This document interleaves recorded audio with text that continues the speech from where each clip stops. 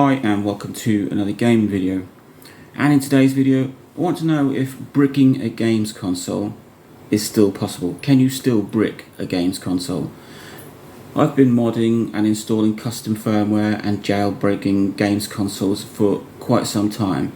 Jailbreaking, installing custom firmware, whatever you want to call it, unlocks so much wasted potential and really extends the usage and opens up what your console can do. But every time you do it, for every system, you get a warning saying that this process has the potential to brick your console. It's a disclaimer. I ignore it.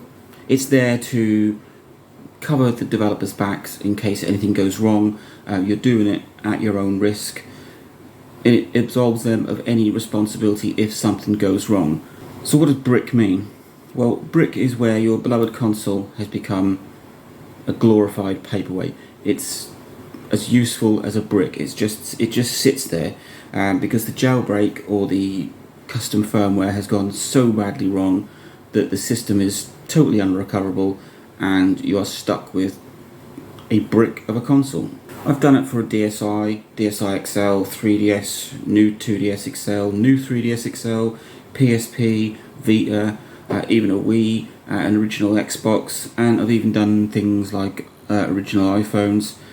I've never run into any problems and I've never bricked a console.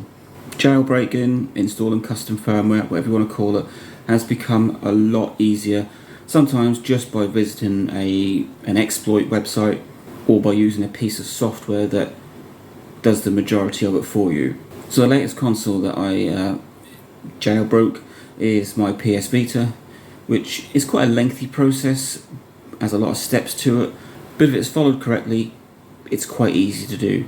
So bricking, while it is still possible, I'm sure it is. I mean, there's all number of reasons why something would go wrong.